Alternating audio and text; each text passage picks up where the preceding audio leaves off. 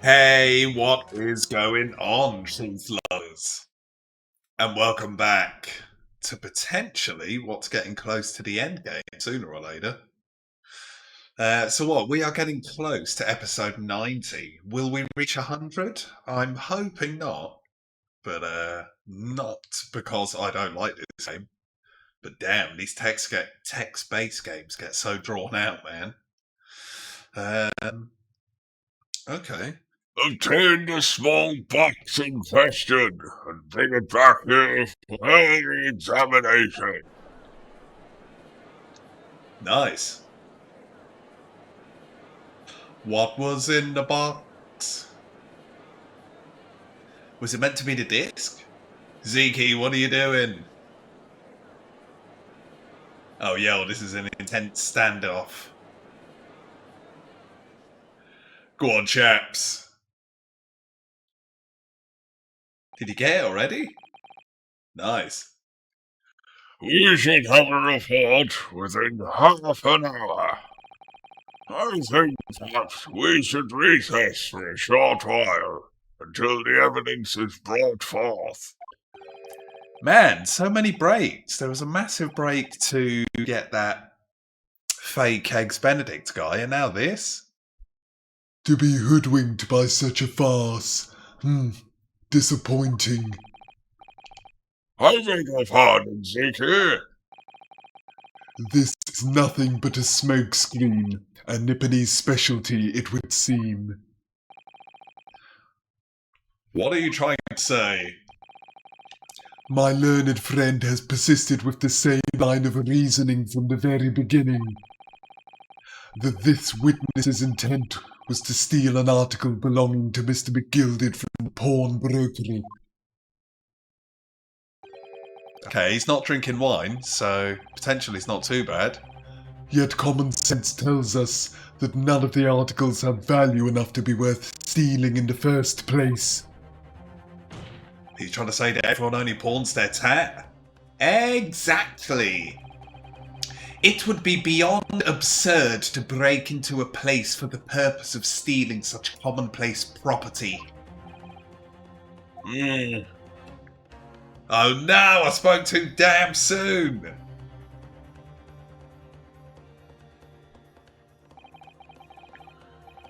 If your lordship recalls, he perished 2 months ago immediately after the conclusion of his trial. A trial in which he was found not guilty. Oh man, we're gonna have to fess up, surely. A trial in which it was established he was the upstanding member of society his reputation implied in fact. So I propose a toast to my learned friend and his most insightful defense. The articles this upstanding member of society pawned were entirely ordinary. A black overcoat that just happened to have a music box disc in one of its pockets, and a small box. I assure you, I wouldn't accept even if the man tried to make a gift of such things to me. Damn, what an ass. I won't accept your gift. You know, that does make rather a lot of sense. It's not as if it was gold or jewels, is it? Though goodness knows he was rich enough. But you can deposit cash at a pawnbrokery, I am quite sure of that. The prosecution's argument is undeniably compelling. Oh no. It is incumbent on the defense now to bolster its argument. God damn, he wastes so much wine and glass. To explain what possible significance these commonplace articles pawned by this fine citizen could have. Counsel, is your argument in fact demonstrable? Are you able to show proof that the disc or the box are in any tangible way related to this case? Well, what's the matter, Runo? We know that they're related, don't we? They're both vital pieces of evidence. Yes, of course, you and I both know that. We know his true character and we know the disc is significant, even if we don't know why. But if we explain all that to the court at this point, we'll have to acknowledge that his acquittal 2 months ago was a mistake. That the defence's argument was flawed, based on false information. Oh no. And that would mean admitting that Gina committed perjury. Uh-oh. So she will get arrested for something then. But Ginny! Could it be that Zeke knows? Could it be? Is that why he's doing this now? Because he anticipated everything? I wouldn't put it past him. But maybe this could be a great opportunity for us. Sorry, what do you mean? Well, what is it that you always say? Sooner or later, the truth comes out, every time. Alright, the exact significance of the things McGildy deposited with Winterbank is something that only Gina could explain to the court. Oh damn, but if I put her on the stand to testify about that, it could critically damage our chances of winning this case. Time for a face slap, I think. Oh, guess not. Oh, yo! Ah, he did say he wants to take a recess, so potentially the safety save and the lives don't actually matter. Now, we gotta get her to testify. I mean, we'll be putting her in the shit, but if she can bring up the common link between the two gimmicks and this case, then we've gotta do it. Leave it!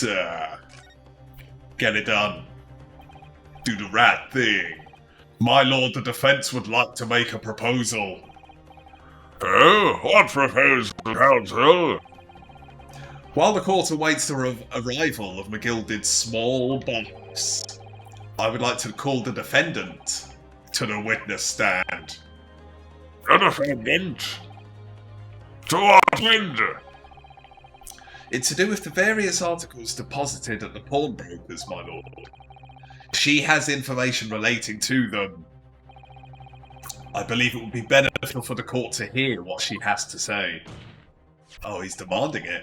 It will prove the significance of the articles in question once and for all. Well, things are becoming interesting. He knows for sure. I presume you've considered the implications of the testimony you're proposing. In particular, the impact it will have on the accused standing, and indeed your own. That's fine, because this is in theory the final case. I have. Zeke, would you care to explain that last remark? The prosecution accepts the defense's proposal. I move to interrupt the cross-examination of the current witness and hear from the accused herself. Oh, but we can't let that guy get away. What, but even if they're both agreeing to stuff, the judge still has to give consent. He seems happy with it. Very well, if you have no objection. So, the court will now hear the testimony of the defendant. You witnesses currently in the stand may step down until further notice. No dancing? No, mate, stay where you are. Then I shall bid you good day. Wait. You, sir, should remain in the stand while she testifies. Oh, yo, go on, Zeeks. As you wish. Oh, but the Skull Kid's got off. I'm still convinced he's the third brother. Alright then, Gina, it's time. I know this will be hard, but please put your faith in me here. Good luck. Give me that happy save music. No, it's just gone straight to sorrow. Okay, so we can't spunk the lives too early. We do have to hold on for that break. The articles that he had deposited in the pawnbrokery are intimately related with the omnibus case, the trial of which was heard in this courtroom 2 months ago. Yes, Yes, and I remember this young lady being brought before me in that trial as well. That's right, my lord. Her testimony helped to establish the innocence of the defendant. The omnibus case was intriguing, to say the least. And now here we all are again, at the same place, that trial, facing each other once more. A twist of fate, perhaps, my Jeff Hardy friend.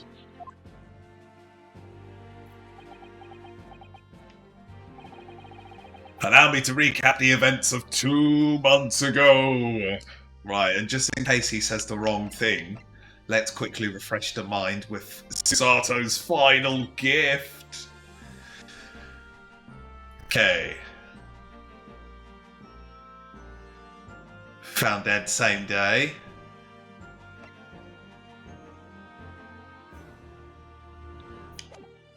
Cool. Onwards. An old brickmaker was stabbed to death in an omnibus running along London's winter streets. Apart from the victim, there was only one other person in the carriage, McGilded. Naturally, he was the prime suspect for the murder, but as the trial progressed, another possibility emerged. He was actually the murderer. That the murder in fact took place above the defendant's head on the roof deck, with the body then being dropped through the skylight into the carriage below. Man, and those 2 innocent dudes up top, just like, what? It was Gina whose testimony brought that possibility to light. At the time of the incident, she was concealed under a seat in the carriage, hoping to pick the pockets of unsuspecting passengers. Then, immediately after the trial, having been acquitted of the murder, McGilded died in this very courtroom in the most extraordinary of circumstances. A mystery that remains unsolved even now, 2 months on. As indeed does the omnibus murder itself. Yeah, we just never heard anything about that. I know it's pre-CCTV, but come on, man. Well, technically not, with Holmes's invention. Neither does it be. I recall neither the disc nor this small box being mentioned in the course of those proceedings. Come on. Would you tell the court now, please, what really happened in the omnibus 2 months ago, I mean? I don't know what you mean. Already said all of what I know. And what about everything you told us yesterday from inside your prison cell? She's immediately like, you fuckers, you've betrayed me immediately. The first people I ever trusted. Please, this is extremely important. But... Remember, little girl, if it transpires that you willfully withheld information in the trial 2 months ago, the Home Office will seek to prosecute you for perjury. And naturally you will lose all credibility as a witness. Damn. And we're just casually like, don't listen to him, tell the truth. Although, let's face facts, you have little credibility to lose. Oh man, completely belittled. Ginny, don't listen to him. Please, you have to trust Bruno now. Iris? We're on your side. She trusts Iris, surely.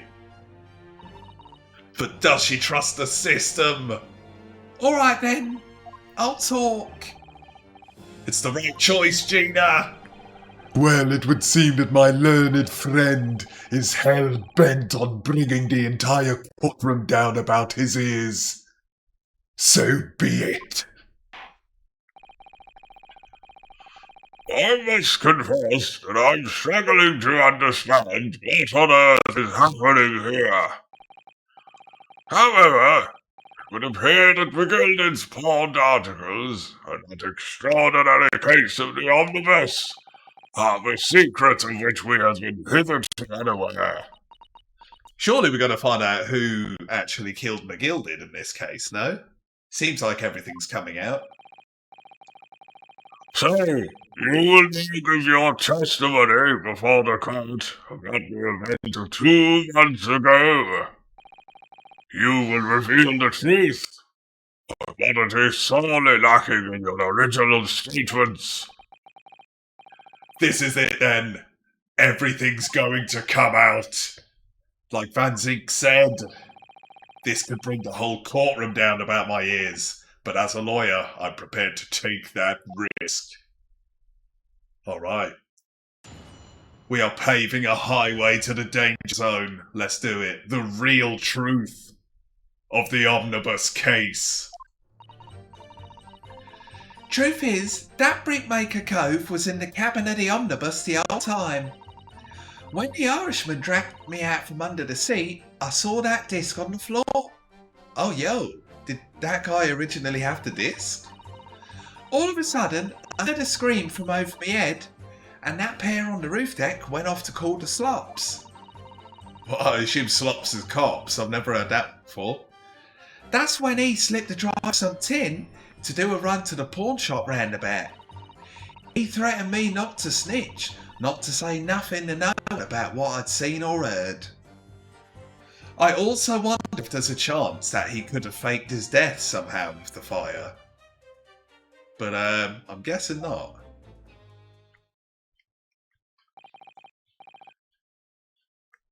Good grief, this is outrageous! What you just told the court bears almost no resemblance to your testimony 2 months ago.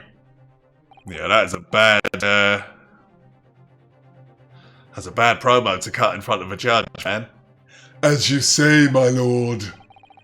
Then there's every chance I may have adjudicated in McGilded's trial. It sounds very much to me as if the man deliberately deceived this court in an effort to cover up the most wicked of schemes. Without doubt, your lordship is correct. A great injustice was done in his courtroom 2 months ago. The actions of the accused in that trial, of this witness, and of my learned friend are entirely inexcusable. Yeah, and us just casually saying, well, we didn't know at the time. Oh man, maybe I should have been reading all this stuff. Don't forget that the lawyer from the East, they were in on it together. You're wrong, the lawyer. Mr. Dorado, the lawyer there, he didn't know nothing about it. Oh yeah, actually gives this stuff here. I don't believe it. The whole trial was a farce. It was all lies. That McGilded fellow was rotten to the core, just like that pickpocket. Humbug. I don't think so. Are we really expected to believe that? He really stitched everyone up, didn't he? What an operation to get the man off scot-free. Unforgivable. Stop. The lies have to stop. Stop. Yes, the defense made a terrible error of judgment. I intend to take full responsibility and suffer whatever consequences are deemed appropriate. However, oh yeah, we may actually have to give up the old lawyer armband just soon if we've officially earned it. It's imperative that the court allows the witness to elaborate on her testimony. But they're just going to be like, why? So she can tell more lies? Because the true significance of McGilded's pawned articles must be brought to light. Come on, you guys love truth, don't you? Very well, my learned student friend. Given the depths of calamity you have just plunged yourself into, this may well be worth hearing. Oh, yo, when he says it like that. Words fail me. This situation is utter defeating. Yes, my lord. Oh, man. Yeah. I reckon we may well be getting fired, guys. Or dishonorably discharged, or however it works in the lawyer world. I decide upon your fate following the conclusion of this trial. Of course, my lord. Blimey! Now, counsel, proceed with the cross-examination.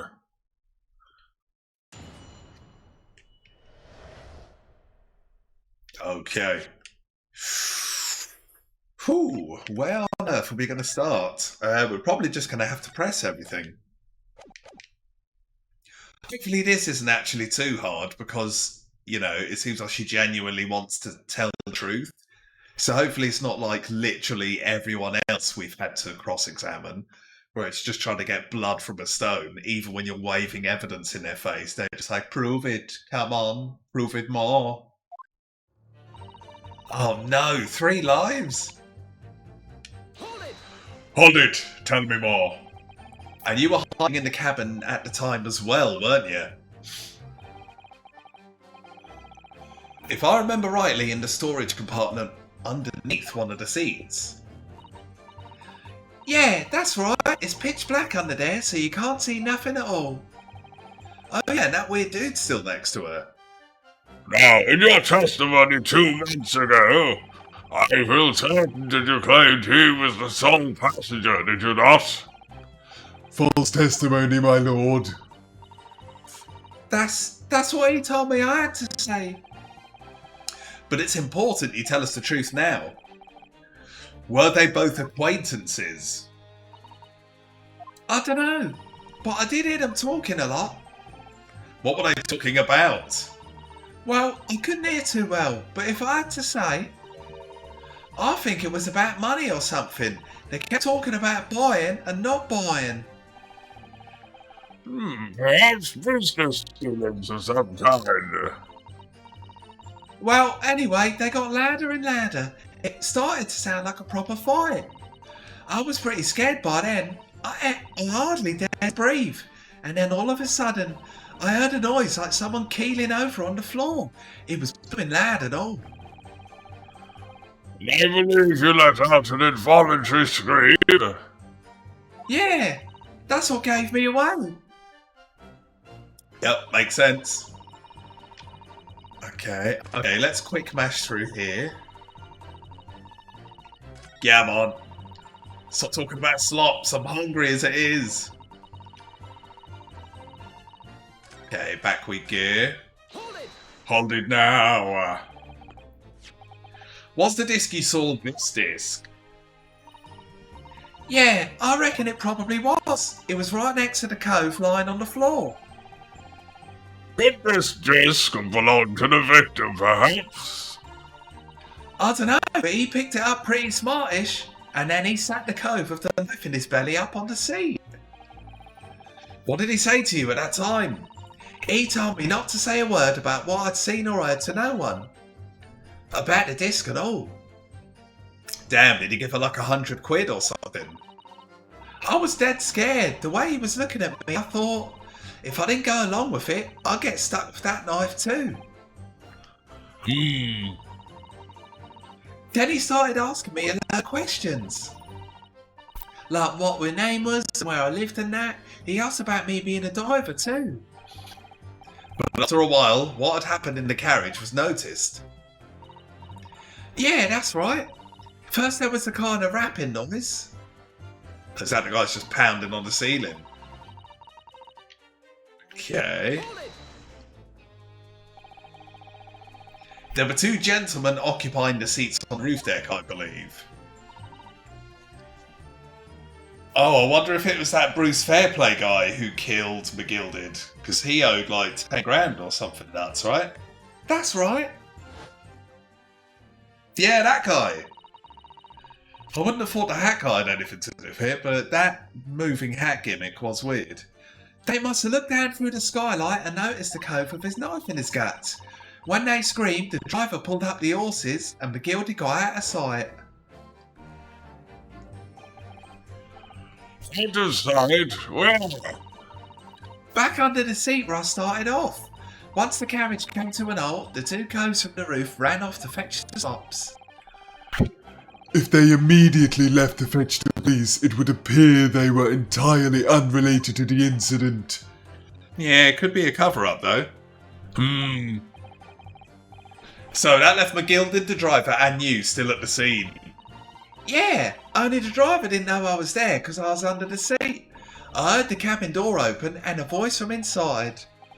Ah, this surely means we've got to get old Beppo back on the stand. The driver, yes. He also testified in the trial, I believe. That's it, Beppo. A fellow who went by the name of Beppo, if memory serves. What did he and the driver say to each other? I don't know what happened, and stuff like that, mainly. God damn, we're running out of gimmicks. Hold it now. That pawn shop obviously being Winterbanks on Baker Street. Just a moment, Counsel. Do you mean to tell me that the driver gave false testimony in that trial as well? Perhaps the excursion to the pawnbrokery slipped his mind when he was at the stand. Indeed, sir. He took off his coat and gave it to the driver. He folded it up, careful like, before handing it over. When I saw him do that, I remember thinking, that coat and what's in it has got to be worth a few bob. Yeah, she was sure the disc must be worth more than Winterbank was suggesting, wasn't she? I remember her quibbling with him over the price that afternoon at the pawnbrokery. The driver looked pretty happy when McGilded flashed some brass in his face. He went running off at a lick. Then the bog trot called to me and told me to come out from the drag's cabin. Oh man, so surely something has to change here, guys. Threatened you how exactly? Told me I'd only be able to scarp her if I did exactly what he said. Which included giving false testimony in court 2 months ago.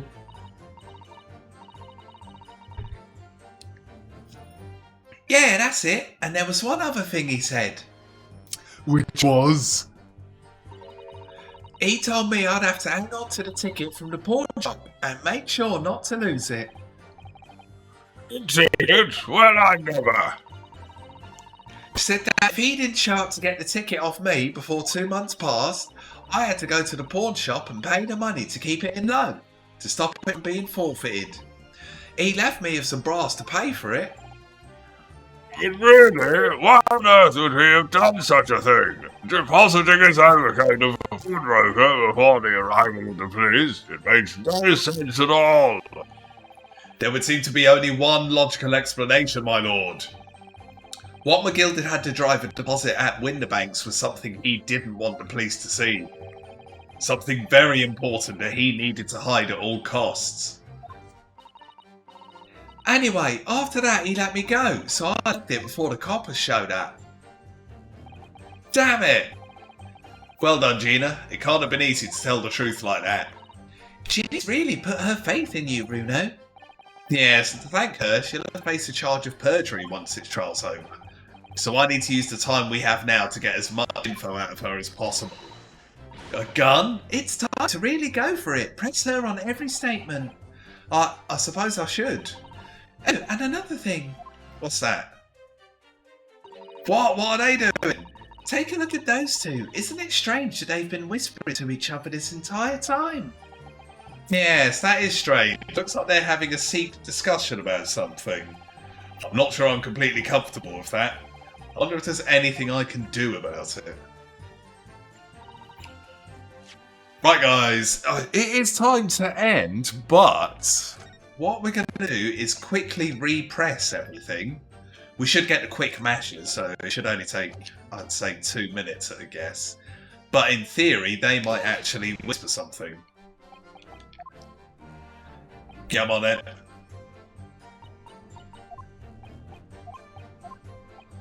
I suppose we'll do the sign out, because whether we get progression or not, we'll be done there. Only thing is, Iris specifically said press. So I was going to say, if this doesn't work, we're probably just going to have to start chucking stuff at her face next episode. But that might actually be the wrong thing to do here. But yeah. I suppose we can just sign out on the third one, just in case. Yeah, that's good. What is the point, right? I suppose if we get something interrupting anyway, it's going to break up the flow. So, yeah, to save time. Righty, guys, shortly, if you like the looks of any of the suggested videos flooding your screen at this very second, check some of them out. Oh, flashback, damn. And more importantly, let me know what you thought. Because truthy feedback is always good feedback. Speaking of which, if you've missed any of the great Ace Attorney Chronicles adventure so far, then catch up. And yeah, let's see if we get anything. What we got? 2 left? Suspicious. Yeah, man. That is a shame. Takes a bit of progression so far in this episode. Damn, final one. It's wrong button. Right, guys, that is really unfortunate. Come on, Iris, shut up. Yeah, there's nothing we can do to change characters here. You have to do it in press, if you know what I mean. Whilst pressing would make more sense. Yeah, it's not looking good, guys. So, I guess the main thing is, I hope you're well. Thanks for watching. And see you again next time. As the eternal search for truth lingers. Damn it! On. Hopefully we got better luck next time.